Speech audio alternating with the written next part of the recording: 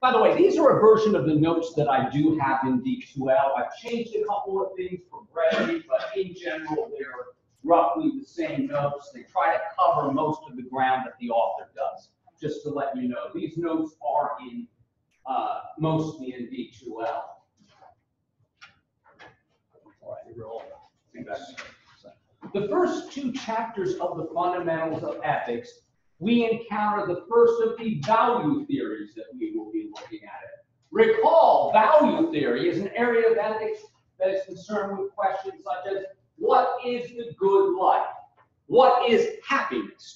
What does it mean to live well?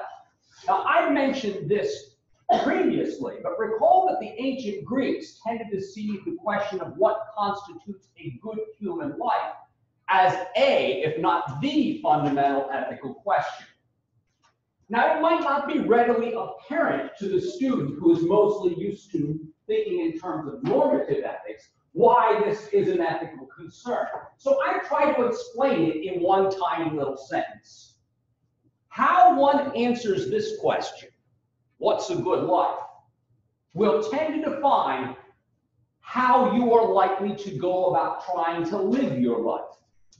In other words, it will help you to regulate your conduct. So what I'm getting at here, I'll be long-winded about this a little bit. What you take to be normative will be related to your theory about what happiness is. It will dictate the kind of life you are likely to live, how you are likely to conduct yourself, how you're going to affect other people, etc., etc. Ergo, it matters very much.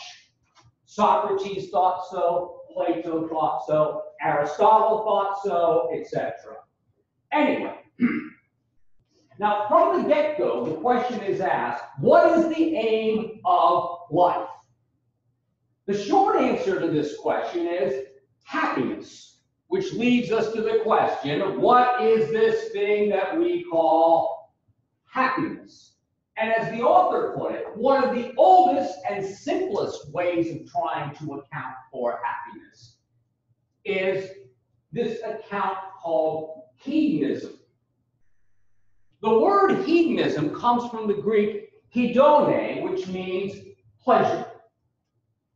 So put succinctly, hedonism says happiness equals pleasure. Pleasure equals happiness. Now, for those of you who read the chapter, you know this is not the end of the story. You know this will lead to a conversation of if happiness is pleasure, then what the heck is pleasure?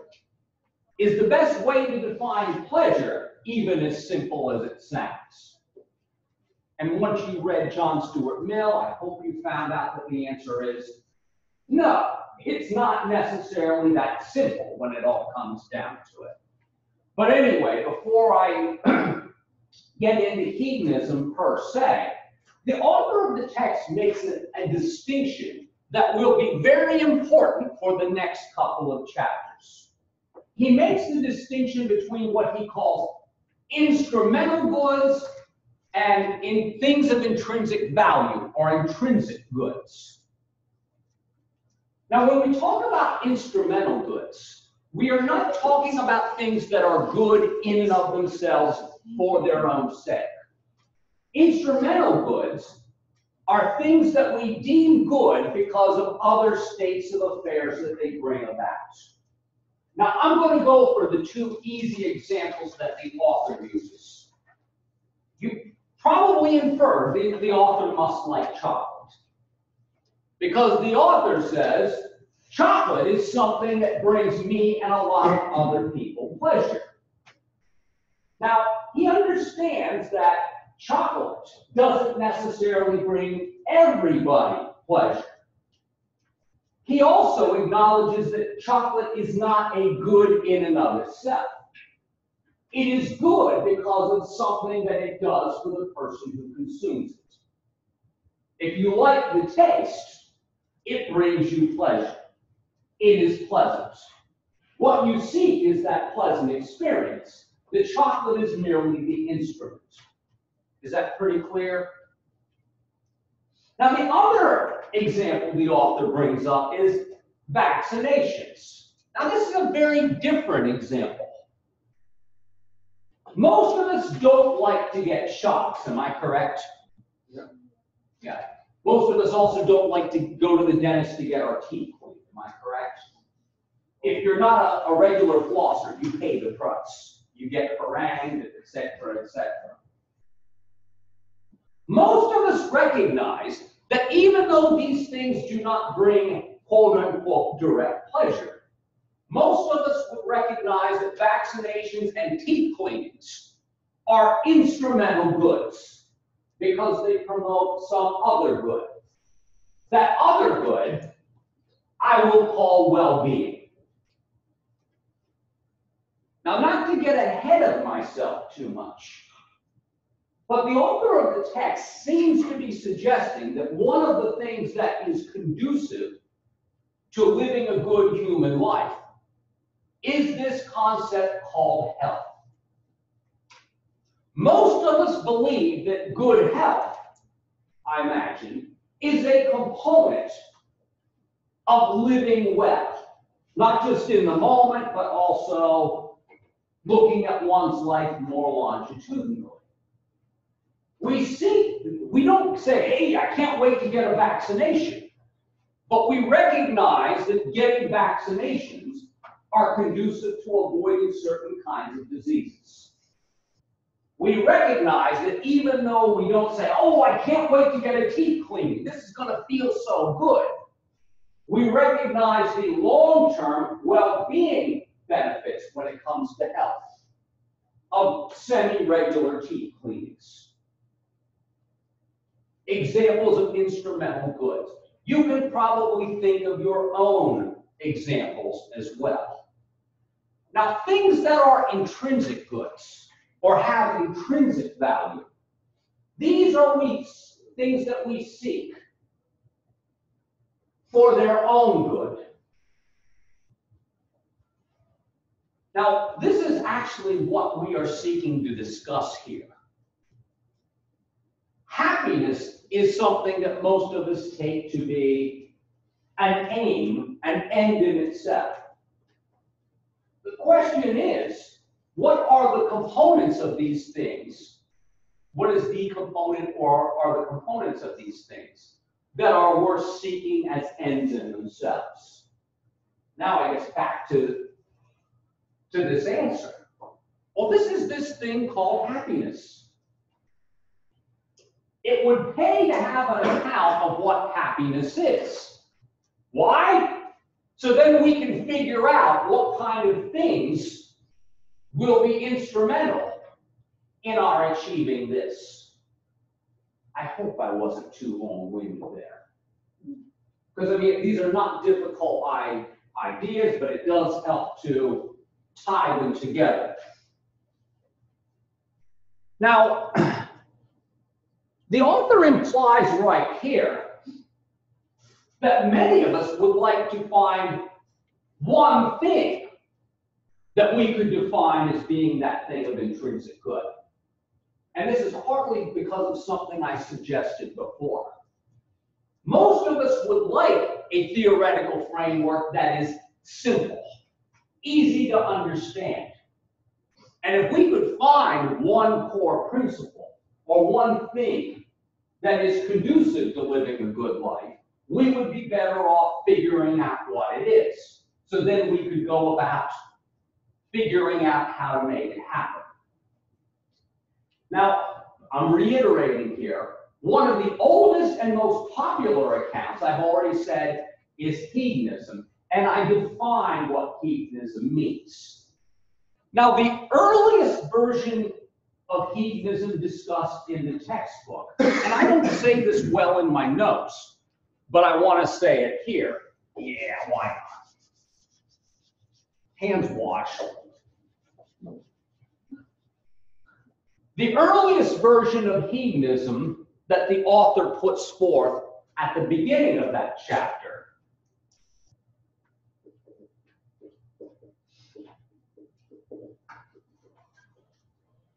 is a highly subjective account. What is subjectivity, and why, at least on the surface, might a subjective account of happiness, at least on the surface, be appealing? What does it mean to say that something is subjective? If you remember this definition now, it will help you in the future. It will come up a lot. If something is subjective, it means it is dependent upon or determined by the specific individual making the determination. What is something that many of you think is subjective?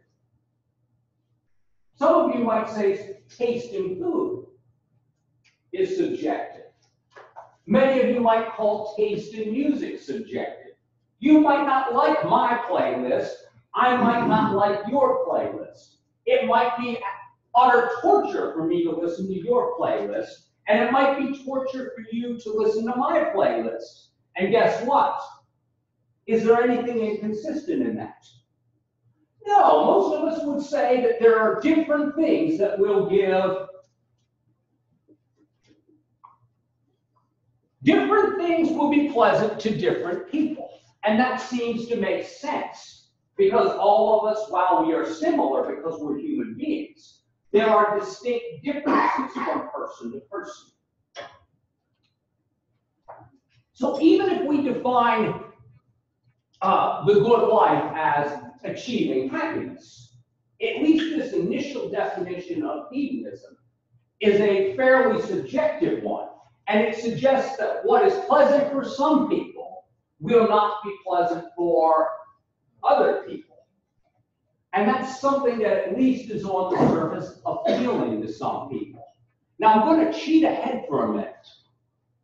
Keep in mind that most of those criticisms of hedonism that we saw early on in the author's account are criticisms of this version of hedonism. Now, you might have noted that there's more than one version of hedonism presented in these chapters. The first one, which is highly subjective, versus the modified versions of hedonism accounted for by the author's discussion of Epicurus, an ancient Greek who supported the hedonistic account of happiness, and the version of what British philosopher? You read him? John Stuart Mill. Yeah, and the versions of John Stuart Mill. Those criticisms of the subjective account of hedonism may not actually refute the Epicurean Millian version, because Epicurus and Mill have modified their account of hedonism. Most of you noticed that, I hope. Now, to continue, the author talks a little bit about the Epicurean roots of hedonism. And in this adaptation of the textbook, this edition of the textbook, there is no collateral reading in the companion book on Epicurus. But the author does talk about Epicurus, and I would like you to know the things from the text and what I'll be discussing about him. Epicurus counseled that happiness was pleasure and pleasure was happiness. But the person who is of clear mind recognizes that there are certain things that are more conducive to happiness than other things. So making that claim is already said, it is not a radically subjective thing. There are things that are conducive to living pleasant lives, other things that are actually harmful to living pleasant lives. Now, this is one of the reasons why the version of hedonism put forth by Epicurus, and I'm going to use a phrase a little different from the text, it's sometimes referred to as moderate hedonism, for obvious reasons.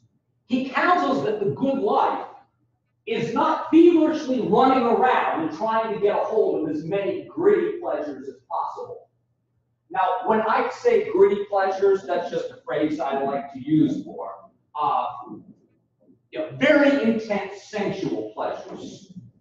No one is denying that partying, drinking a lot of booze, and a whole host of other things that people enjoy in the moment are pleasant. We enjoy those kind of things. Well, I do. Maybe you don't.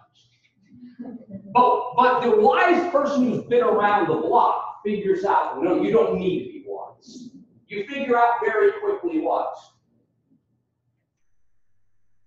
Hard living leads to consequences. In other words, these short-lived pleasures are almost always accompanied by pain. Now, I'm going for the cheap and easy example here. Cases like this are the reason why Epicurus and John Stuart Mill would say, you're best off not seeking these kind of pleasures. You're better off seeking something like a clear mind, and also what they would both refer to as the higher psychological pleasures, rather than going after the physical pleasures. To put this, they suggest that certain pleasures are actually of higher quality than other pleasures. And people who have thought meaningfully about this know this. Now, if you're saying that some pleasures are of higher quality than other pleasures, you have basically already said our viewpoint is not as subjective as the other one. It's a little bit subjective, but not as subjective as the other one. Now, some of the things that Epicurus counsels as being conducive to what he would call a clear mind, you might not necessarily agree with. And that's all right, but let's hear his position out. Now, part of having a clear mind, he suggests, is recognizing that there are some ideas that people commonly hold, that they have no good rational reasons to hold. And they also fail to see that their holding those points of view doesn't actually help them. It actually harms them. Now, most of you have probably heard that in the ancient Greek world, they had these myths about these colorful characters that they called the gods. Were the gods nice guys and gals? No, they were not nice guys and gals. As a matter of fact, they had all of our bad human qualities for the most part. They warred among themselves. Zeus, how many of you know some of the stories about Zeus? He was a voyeur and a lech. You know, a lecher. He was not what most of us would call a good role model. Now, what Epicurus contends is whether or not the gods are real or not is a question that cannot be answered because there's no answer. There's no direct physical evidence about this stuff. So on the question of the gods, he neither confirmed that they existed nor did he deny that they existed. But he did say this: the things that people believe about the gods are undoubtedly unreasonable. Because if the gods do exist, and they are indeed wiser than we are, then take a guess what they are likely doing with their spare time. They're trying to get happy too. And if they're trying to get happy and they're wiser than us, then they will obviously be better at it than we are. So do you think they're going to be spending their time messing with us? Guess what his answer is? He says no. If there are gods, they are not actually messing or concerned with us at all. So we should not be worried about them either. Now, he also speaks of death. And the famous Epicurean line is, death is nothing for us. What he means by that is this: we have no reason to fear death. Because if you have a rational understanding of what a human being is, some of you may not agree nor like this answer. Epicurus was a materialist. And by materialist, I don't mean a person who liked to buy a lot of stuff and has a big wardrobe. A materialist holds the viewpoint that everything that exists in the cosmos is made of matter, material substance. Now, if you understand what a human being is as a material substance, we are made up of atoms. Atoms that are particularly arranged. It stands to reason that when the entire thing that I call me becomes disarranged, there is no longer a me. Take a guess what they are arguing against here.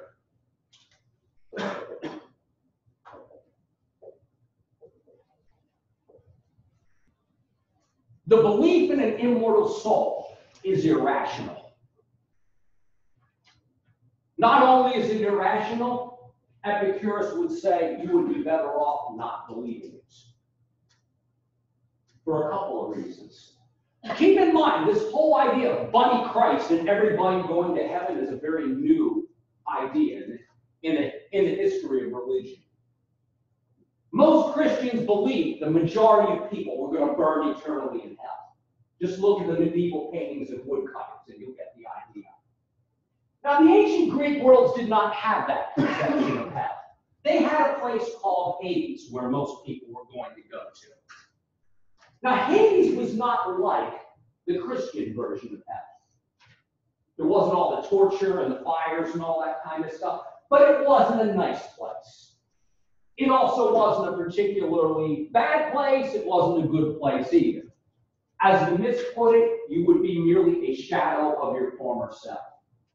Ergo, it wouldn't be as good as this life. Anyway. Now, if you reject the idea that there is a such thing as an immortal soul, that it stands to reason that there's no you to be transmitted anywhere else, Epicurus says this should not fill you with dread and woe. This should actually be liberating. This should be freeing. Because you have nothing to fear in death, number one. And you might actually be able to appreciate what? Just a little bit more, or maybe a lot more. Life. Part of the beauty of life for me, I'm going to editorialize, is that I believe that life is a finite commodity. I've only got one life. And the fact that I believe that I've only got one life has enabled me to appreciate the good times more. But oddly, take a guess what it's also helped me to appreciate. What most people would call the utter crap that befalls us. I recognize that it's a part of life, a part of the little piece of the cosmic dance that I'm a part of. And even if it blows chunks while you're going through it, and even if it's really, really, really bad, I know at some point it's going to what? It's going to end. So if your life happens to be really that unbearable, and you have no way of making it any more bearable, the Epicureans say, well, keep in mind, at least it's finite. There is no eternal torture for you. And that should actually give you comfort, or at least it should give you cold comfort. To know that if you're living in misery, that misery will end, and there will not be any divine punishers there to punish you in the afterlife. Now, the Epicureans are sometimes misportrayed as taking a sort of banal, hedonistic, carpe diem view. Go out and get all the gritty pleasures. No, that's not what they say at all. They say you ought to find the things that are conducive to making this finite life that you have as pleasant as possible. They say living a moderate life is more conducive to that. Finding ways to jog your intellectual life is more conducive to happiness. And one more thing, they held friendship to be among the chiefest of values. And this is for a couple reasons. A friendship of quality is something that can help all of those who are party to the friendship. You can be together through the good times, and you can help one another to get through the hard times. You can help one another to get through the hard times. And another point I want to make is they believe that the short-lived pleasures were actually of lower quality than the ones that are longer-lived.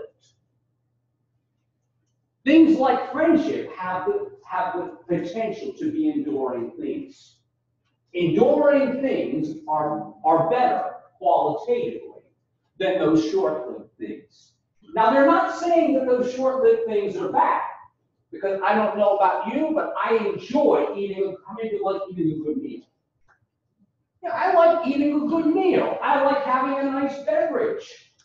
I like watching a good program or reading a good book. I get visceral pleasures from those things. I get enjoyment.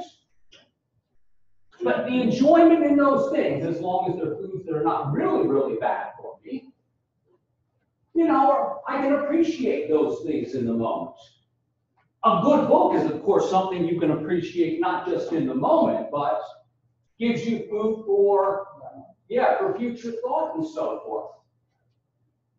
Or being able to play a good like a strategy game or something. It's good for the brain. Anyway, we're unfortunately out of time. This is hedonism part 1. We will continue with more hedonism next time.